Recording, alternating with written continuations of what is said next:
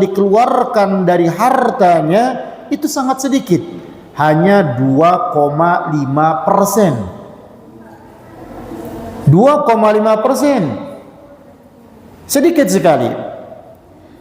Zakat harta, dia punya emas hanya 2,5% yang dikeluarkan. Dia punya perak hanya 2,5% yang dikeluarkan. Dia punya perdagangan hanya 2,5% yang dikeluarkan. Dia punya uang kartal rupiah ya, hanya 2,5%, yaitu berarti 1/40 bagian. Bahkan demikian juga dalam masalah zakat peternakan. Ya, zakat hewan ternak seperti kambing contohnya. Kalau punya kambing 120 ekor itu kan banyak. Yang wajib dizakati berapa? Cuma 1 ekor dari 120. Padahal sangat sedikit. Akan tetapi kecintaan terhadap harta yang terlalu mendalam ini menjadikan sebagian orang itu enggan membayar zakat.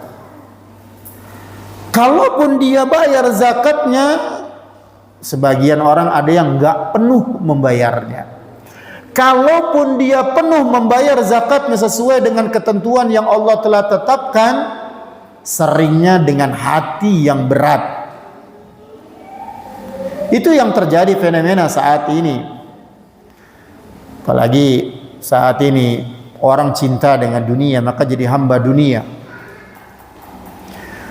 Jadi perlu diingat bahwa membayar zakat itu ibadah yang agung. Dia itu sedekah yang paling dicintai oleh Allah Subhanahu wa taala sebab dia merupakan sebuah kewajiban. Apalagi zakat itu merupakan rukun Islam.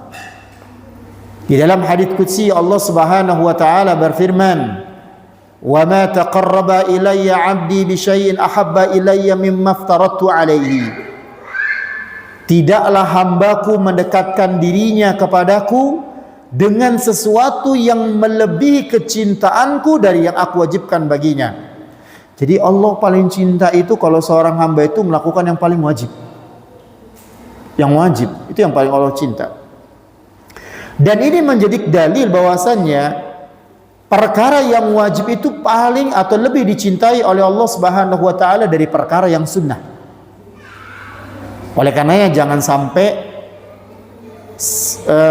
kita salah di dalam memprioritaskan atau mengutamakan suatu amalan, di mana terkadang mendahulukan yang sunnah daripada yang wajib. Contoh saja, ketika Nabi SAW mengatakan raq'ata al-fajri khairun minad dunya wa ma fiha, 2 rakaat sebelum sholat subuh, artinya sholat sunnahnya, itu lebih baik daripada dunia dan seisinya. Kalau sholat sunnah 2 rakaat sebelum sholat subuh saja itu pahalanya sebagaimana disebutkan sedemikian besarnya, maka sholat wajib yaitu sholat subuhnya lebih besar daripada pahala ketika melaksanakan sholat sunnah, karena dia lebih dicintai oleh Allah Subhanahu wa taala. Karena sholat subuh wajib, sebelumnya 2 rakaat sunnah ya. Begitu juga tentang zakat. Sebagian orang semangat benar dia ketika bersedekah untuk anak yatim, semangat. Bersedekah untuk fakir miskin, semangat. Ketika ada orang terkena musibah, dia semangat bersedekah, berdonasi dan lain-lainnya. Tetapi ketika bayar zakat, hatinya merasa berat. Bahkan terkadang ada yang berusaha untuk memperkecil nilai zakatnya.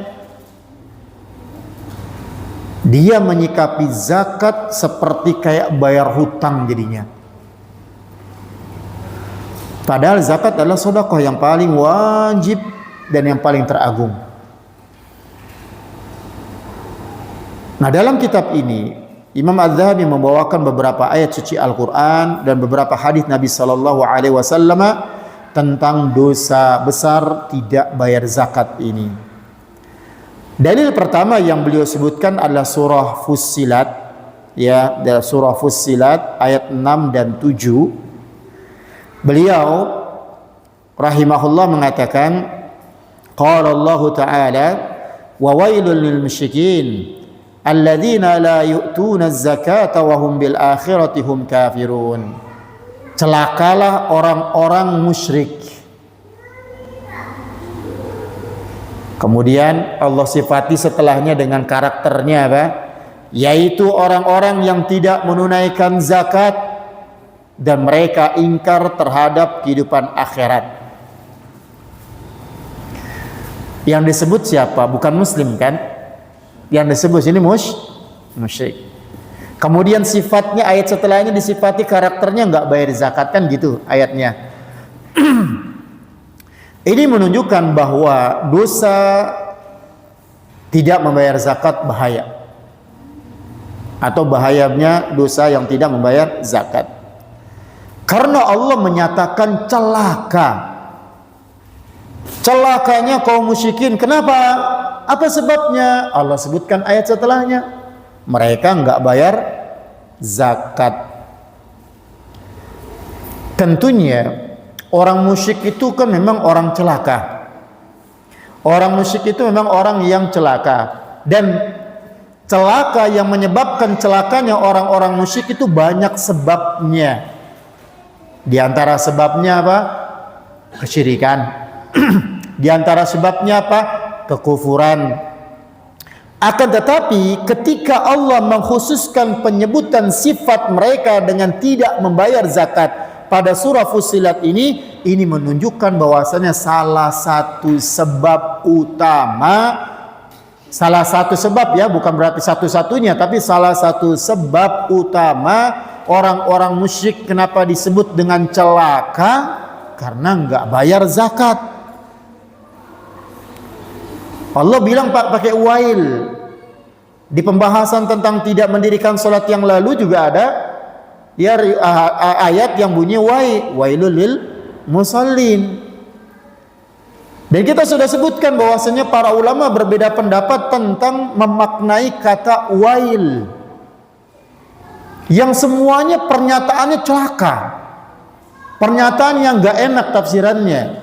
Ada di antara para ulama mengatakan wail itu adalah merupakan salah satu jenis siksaan yang akan ada di neraka. Di antara tafsiran para ulama yang lain berpendapat bahwasanya wail itu merupakan lembah di neraka. Ada yang mengatakan dia adalah gunung di neraka, ada yang mengatakan dia adalah danau di neraka, atau ada yang mengatakan siksaan yang berat. Bahkan ada yang mengatakan wail itu merupakan salah satu nama pintu neraka.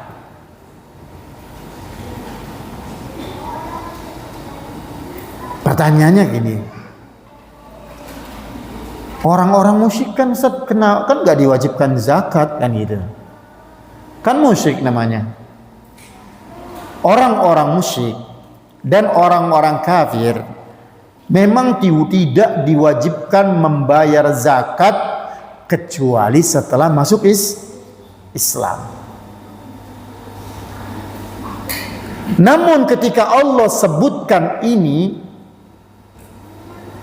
disebutkan kata musyrik, kemudian disebutkan kata tidak membayar zakat, justru ini malah menjadi sebuah dalil yang dipakai oleh para ulama yang menyatakan bahwasanya orang kafir juga dibebani cabang-cabang syariat agama. Orang kafir juga dibebani cabang-cabang syariat agama, dan ini menurut pendapat yang paling benar. Imam Nawawi rahimahullah mengatakan, al-mukhtaru annal kuffara mukhatabuna bi furu'i syari'atil ma'muri biha wal manhiyi anha liyazdada adzabuhum fil akhirah. Pendapat yang terpilih, kata Imam Nawawi, orang-orang kafir juga terbebani dengan cabang-cabang syariat Islam, baik itu merupakan perintah ataupun dia adalah larangan. Hal ini untuk menambah azab mereka di akhirat, Ketika mereka bukan muslim, tidak masuk Islam, udah pasti ancamannya azab. Tambah lagi nggak melakukan ini, nggak melakukan itu sebagaimana kaum muslimin yang lain, nambahin azabnya. Contoh, ya keterangannya seperti ini. Orang-orang musyrik dan kafir, meskipun mereka tidak berislam, tapi mereka diwajibkan untuk menjalankan syariat Islam. Namun syaratnya mereka harus masuk Islam dahulu.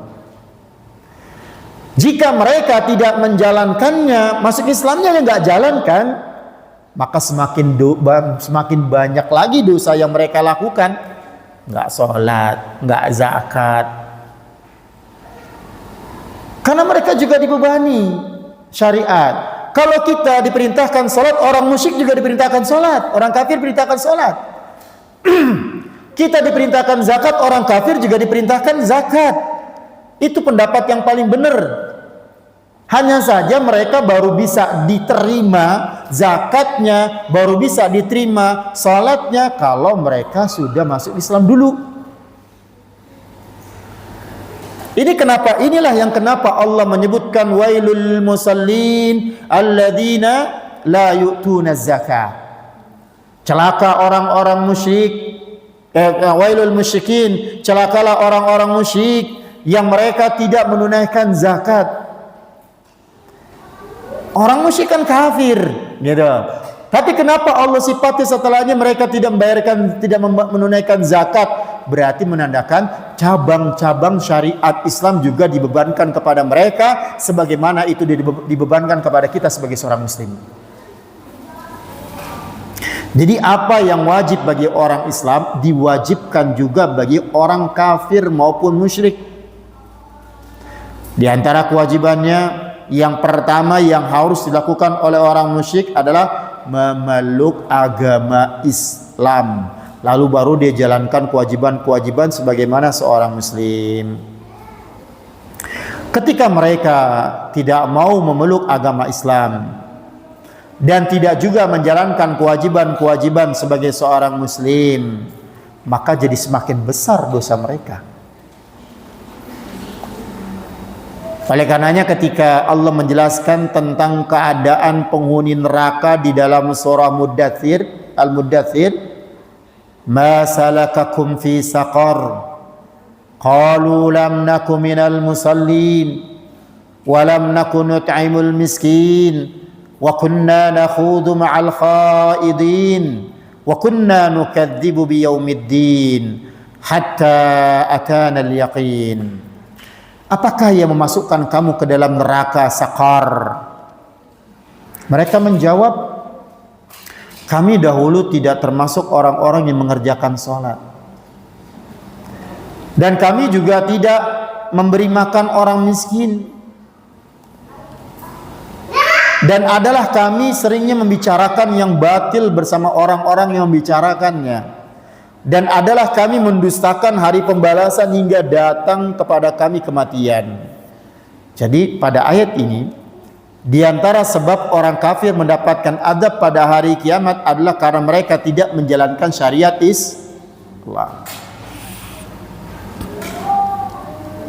Yang itu diwajibkan sama orang-orang Islam.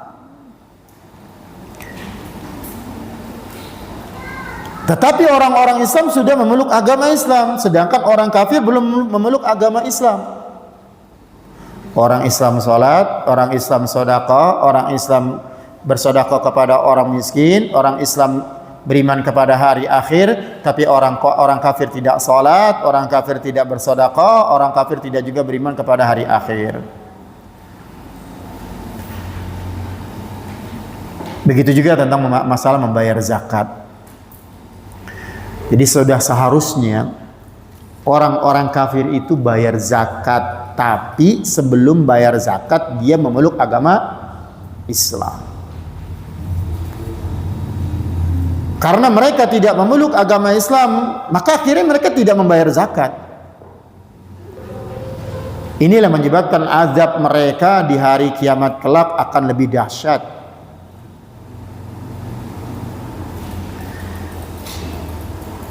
Kemudian kita dalil yang kedua yang disebutkan Imam Az-Zahabi adalah dalam surah At-Taubah ayat 34 dan 35. Wa qala walladzina yaknizuna adh-dhahaba wal fiddata wa la yunfiqunaha fi sabilillahi fabashshirhum bi'adzabin alim yauma yuhma 'alaiha fi nari jahannama fatukwa biha jibahuhum wa junubuhum wa dhuhuruhum hadza ma kanaztum li anfusikum fadzuqu ma kuntum taknizun. Allah berfirman dalam surah At-Taubah ayat 34 hingga 35 ini, orang-orang yang menyimpan emas dan menyimpan perak dan tidak menafkahkannya pada jalan Allah, maksudnya tidak menzakatkannya, maka beritahukanlah kepada mereka bahwa mereka akan dapat siksa yang pedih pada hari dipanaskan emas dan perak itu, yang dipanaskannya di dalam neraka jahanam, lalu disetrika dengan yang dipanaskan tadi, disetrika dengannya dahi mereka, lambung mereka, dan punggung mereka. Lalu dikatakan kepada mereka, inilah harta bendamu yang kamu simpan untuk dirimu sendiri, maka rasakanlah sekarang akibat dari apa yang kamu simpan itu. Ini dalil tentang siksaan orang yang tidak membayar zakat harta emas dan perak. Di ayat ini juga menjelaskan bahwa orang yang menyimpan harta mereka dan tidak membayarkannya untuk zakat, maka pada hari kiamat Allah mengazab dengan apa? Dengan harta mereka sendiri. Allah mengazab dengan harta mereka sendiri. Ini menunjukkan bahwa tidak membayar zakat adalah perbuatan dosa besar. Kalau dilihat ayat ini yang disebutkan dalam surah Taubah ayat 34 ini ayat ini sebenarnya turunnya kepada ahlul kitab. Ayat ini turunnya kepada ahlul kitab, namun juga untuk kaum muslimin. Karena di ayat sebelumnya, ya, ini kan ayat, karena di ayat sebelumnya, maksudnya 33-nya ada bunyi menandakan ini untuk untuk ahlul kitab. Wahai orang-orang yang beriman, sesungguhnya banyak dari para rabi dan rahib benar-benar memakan harta manusia dengan batil serta memalingkan manusia dari jalan Allah, dan orang-orang yang menyimpan emas dan perak tetapi tidak menginfakkannya di jalan Allah, berikanlah kabar gembira pada mereka bahwa mereka akan mendapatkan azab yang pedih. Jadi sebenarnya ayat ini turunnya kepada rahib dan rabi mereka itu. Ya, tetapi ayat ini tidak khusus. Tidak berlaku secara khusus kepada ahlul kitab saja. Karena di awal Allah mengatakan wahai orang-orang yang beriman. Baru setelahnya berbicara tentang ya ulama-ulama orang-orang ahlul kitab. Dan ini sebagai peringatan terhadap orang beriman. Selain itu, setelah menyebut tentang ahlul kitab, Allah mengatakan walladzina yaknizuna adh-dhahaba wal fiddah, dan orang-orang yang menyimpan emas dan perak. Berarti siapa orang-orang di sini? Sifatnya umum. Bisa jadi dia adalah ahlul kitab, dan bisa jadi dia adalah kaum mukminin yang sama-sama menyimpan harta mereka dan tidak membayarkan zakat. Karena jika seandainya maksud Allah hanya untuk orang-orang beriman, maka Allah tidak akan mengatakan yaknizuna, menyimpan emas dan perak. Ya. Tetapi Allah akan mengatakan walladzina yaknizuna, dan orang-orang yang maksudnya begini. Kan gini, ini agak ini ya. Di awal ayat dalam surah At-Taubah ayat 33 ini Allah mengatakan gini, hai orang-orang yang beriman. Kemudian Allah berhenti di situ. Lalu setelahnya Allah mengatakan sesungguhnya banyak rahib-rahib. Nah, di situ. Kemudian Allah mengalihkan kepada ahlul kitab, mengalihkan kepada ahlul kitab. Tapi begitu bicara masalah tentang zakat, Allah pakai kata walladzina yaknizuna. Seandainya Allah katakan sifat ini hanya untuk orang-orang ahlul kitab saja, Allah tidak akan menggunakan kata alladzina. Allah tidak akan menggunakan kata alladzina. Tetapi di ayat ini Allah menggunakan kata alladzina yang menunjukkan bahwasannya dia diperuntukkan untuk orang ahlul kitab dan juga walladzina amanu yang pertama kali Allah sebutkan. Siksaannya apa di ayat ini?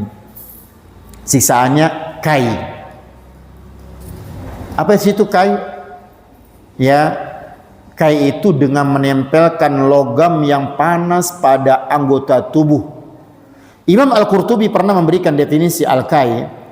Al-kai ilsaqul hari minal hadidi wan nari bil udwi hatta yahtariqal jildu. Al-kai adalah menempelkan sesuatu yang panas berupa besi dan api ke tubuh anggota hingga membakar kulit. Itu kai. Jadi siksaan yang diberikan itu pada hari kiamat kepada yang tidak membayarkan zakat emas dan perak tadi adalah kai. Ya, lebih mudahnya kita pakai bahasanya menyetrika anggota badan dengan menggunakan logam panas. Itu lebih mudahnya. Dan pada ayat ini dalam surah At-Taubah ini berapa anggota tubuh yang ditempelkan? 3. Ada 3 anggota tubuh yang ditempelkan pada hari kiamat kelak, yang disetrika. Allah katakan yang pertama adalah dahi, kemudian yang kedua lambung, lalu yang ketiga adalah punggung. Kenapa ini yang ditempelkan? Kenapa tidak yang lain? Gitu kan? Atau kenapa tidak seluruh tubuhnya aja? Gitu. Ada 2 pendapat. Kenapa azab ini dikhususkan pada 3 anggota tubuh ini? Pendapat pertama mengatakan, ketika mencari harta dan kedudukan, maka Allah hinakan mereka dengan menyetrika wajah. Kalau ada orang pengen nyari kekayaan tapi dia pakai kedudukan, itu biasanya ya dia pakai wajah dia untuk cari muka lah bahasanya kan gitu. Kemudian ketika mereka bermajlis dengan orang miskin, lalu dia berpaling, ini yang menyebabkan Allah menyetrika lambungnya. Lagi duduk-duduk sama orang miskin, dia menjauh, berpaling. Ini Allah nyetrika lambungnya. Dan ketika mereka bersandar dengan punggung mereka kepada hartanya, mereka bersandar kepada harta mereka dan tawakalnya sama harta. Kalau nggak ada harta nggak sukses katanya. Itulah yang menyebabkan mereka disetrika punggungnya. Ini tafsiran pertama, ya, karena demikian memang sifatnya orang hamba dunia kan gitu. Yang ngejar dunia kan jadi budak ke dunia, dia cari jabatan, cari kedudukan, itu dia ya gunakan mukanya, cari muka. Udah gitu nggak mau kawan sama orang-orang miskin. Kalau duduk sama orang-orang fakir miskin lari dia. Ketika udah dapat harta, saat udah dapat harta dia bersandar sama hartanya. Sukses atau tidak sukses itu kalau ada duit. Ini bersandar, yang namanya bersandar itu dengan punggung. Maka dia disetrika punggungnya. Itu tafsiran pertama, pendapat pertama di dalam menafsirkan kenapa 3 anggota badan ini yang disetrika. Adapun tafsiran yang kedua, ya, keterangan pada pendapat yang kedua, ketika mereka melihat orang miskin Kalau ini lain.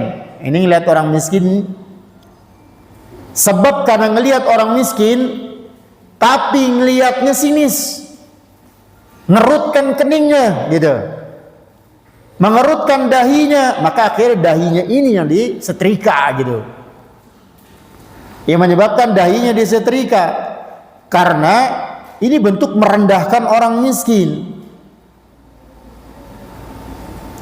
Begitu juga. Jadi yang tafsiran kedua ini dia kaitannya sama orang miskin semua ini. Pendapat yang kedua. Ketika orang miskin minta-minta sama mereka, mereka palingkan lambungnya, berpaling ke kanan, ke kiri, gitu ya. Artinya nggak mau nengokin. Karena dia berbelok ke kanan dan ke kiri, maka akhirnya disetrika lambung kanan dan lambung kirinya. Penyebabnya itu. Ketika orang miskin dia bertambah meminta tolong, akhirnya pergi kan? Pergi berbalik dia menjadikan punggungnya membelakangi orang miskin itu, maka itulah menyebabkan disetrikalah punggungnya.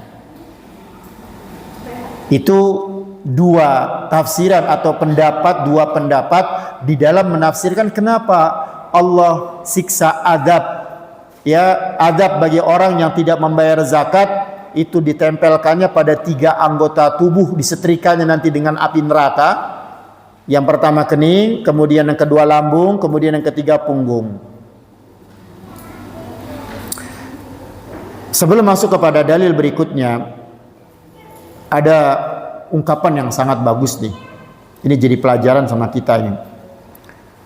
Yang diucapkan oleh Imam Ibnu Katsir rahimahullah tentang ayat ini. Beliau sebutkan begini. Karenanya dikatakan siapa yang mencintai sesuatu hingga dia mendahulukannya daripada ketaatan kepada Allah, maka dia nanti akan disiksa dengan sesuatu yang dicintainya itu. Tadi sudah kita bilang, lempengan yang dijadikan sebagai setrika untuk ditempelkan ke dahi, lambung sama punggung, itu emasnya siapa? Emasnya dia yang dia tidak bayar zakat. Peraknya dia yang dia tidak bayar zakat. Oleh karena Ibnu Katsir mengatakan siapa yang mencintai sesuatu dan mendahulukannya daripada ketaatan kepada Allah, maka dia akan disiksa dengan sesuatu yang dicintainya tersebut. Tatkala mereka lebih mendahulukan menumpuk harta daripada keridhaan Allah, maka mereka diazab dengan harta mereka sendiri. Sebagaimana Abu Lahab, kata Ibnu Katsir. Sebagaimana Abu Lahab yang dilaknat oleh Allah, yang berusaha keras memusuhi Rasulullah, begitu juga istrinya yang membantu di dalam permusuhan tersebut, maka nanti pada hari kiamat kelak istrinya Abu Lahab ini akan ikut membantu menyiksa suaminya sendiri. Akan ikut membantu menyiksa suaminya sendiri. Kenapa? Karena istrinya ini merupakan harta duniawi yang dia cintai hingga dia lalai. Menyebabkan permusuhannya kepada Rasulullah lebih dahsyat lagi. Di dalam ayat dalam surah Tabbat yada abi lahabin wa tab, di akhir itu kan ada fi jidiha hablum mim masad. Ya, di lehernya di lehernya ada hablum mim masad, ada tali dari sabut. Artinya berarti istrinya itu dengan tali yang tadi dia jadikan untuk mengumpulkan bahan bakar neraka. Istri Abu Lahab ini akan jadikan tali yang ada padanya untuk mengumpulkan bahan bakar api neraka, lalu dia jadikan atau dia lemparkan kepada Abu Lahab, sehingga akhirnya menambah siksaan untuk Abu Lahab. Kenapa? Udah yang paling ku cintai, ku paling sayangi, paling ku bela ketika di dunia, dia pula yang menyiksaku, maka bertambahlah siksaan pada dirinya. Begitulah dia dari dunia yang kita miliki. Kemudian kita masuk kepada dalil dari hadis.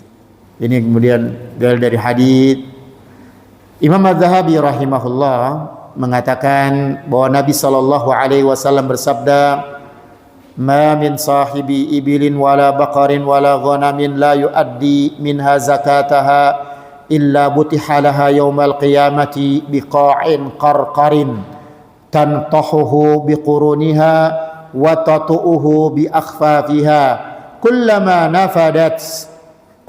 nafidat alaihi ukhraha عادت عليه أولاها حتى يقضى بين الناس في يوم كان مقداره 50,000 سنة ثم يرى سبيله إما إلى الجنة وإما إلى النار وما من صاحب كنز لا يؤدي زكاته إلا مثل له كنزه يوم القيامة شجاعا أقرأ." Lihat di sini hadis Nabi ini panjang nih. Tidak seorang pun dari pemilik unta, sapi atau kambing yang tidak membayar zakatnya, kecuali nanti pada hari kiamat dia akan dilemparkan beralaskan wajah yang telungkup.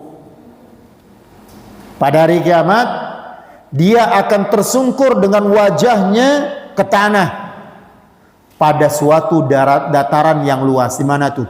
Pada mahsyar. Itu baru di padang mahsyar, belum neraka nih. Ini belum neraka. Dilempar dalam kondisi wajahnya telungkup.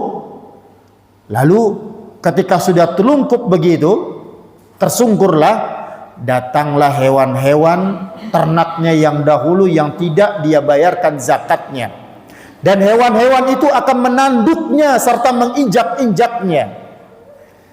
Setiap kali hewan yang terakhir sudah selesai, misalkan dia punya 200 maju nih satu persatu, nanduk nginjak sampai kepada hewan yang sudah ke-200-nya. Setiap kali hewan terakhir menginjaknya, maka hewan yang pertama balik lagi, nanduk menginjak, begitu juga balik lagi terus untuk menanduknya dan menginjaknya seperti pertama. Hingga kapan selesainya? Hingga manusia selesai di sidang pada hari itu yang lamanya 50.000 tahun. Digituin 50.000 tahun. Kemudian dia akan melihat jalannya, entahkah ke surga ataukah ke neraka. Adapun orang yang tidak membayar zakat emas, maka pada hari kiamat hartanya akan menjadi ular jantan yang tidak ada rambutnya. Ya, menjadi ular jantan yang tidak ada rambutnya.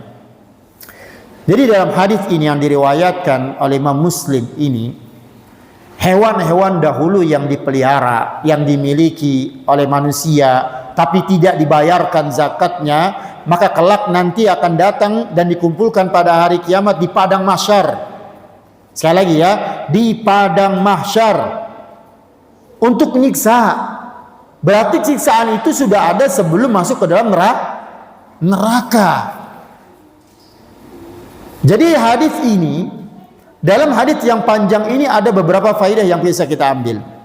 Di antara faedahnya, bentuk azab dari Allah berupa penyiksaan seseorang dengan apa yang dia cintai ketika dirinya mendahulukan yang dia cintai daripada ketaatan kepada Allah. Hati-hati ini.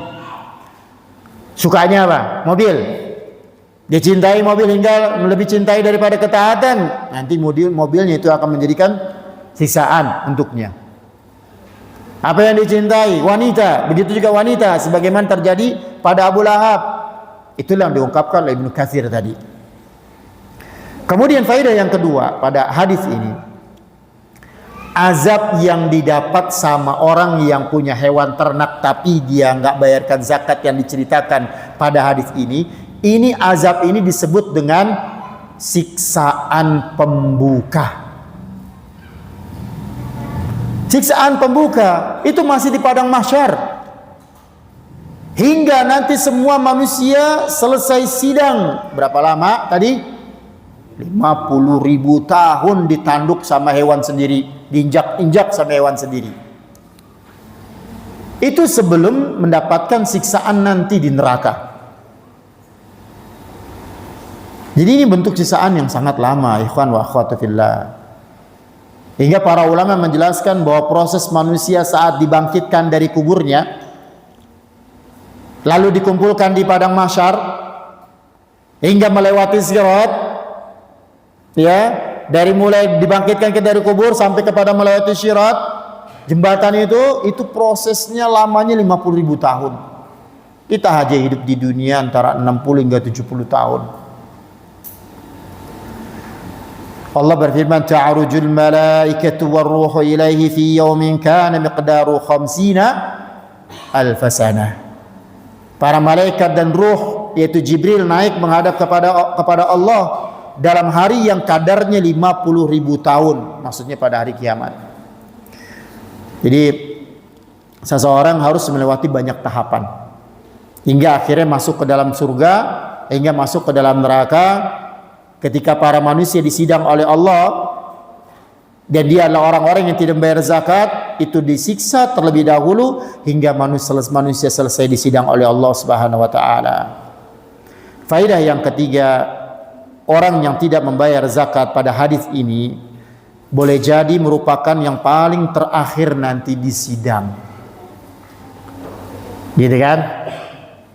Disidang. Makanya bisa jadi dia merasakan ditanduk sama hewannya selama 50.000 tahun. Setelah semua manusia disidang, barulah dia nanti. Selama proses menunggu tadi, menunggu gilirannya, dia disiksa pembuka, dapat siksaan pembuka.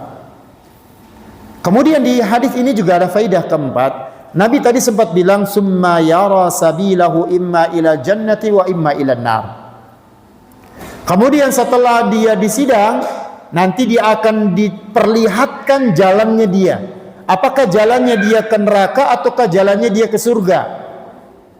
Ini menunjukkan bahwasanya orang yang tidak membayar zakat karena malas, karena pelit, dia tidak kafir. Dia tidak kafir. Meskipun ancaman keras sekali tentang zakat ini, tapi dia tidak murtad. Kenapa? Karena Nabi nyebutin tadi, nanti dia akan diperlihatkan jalannya ke neraka dan ke surga. Kalau dia kafir, maka tempat kembali cuma satu.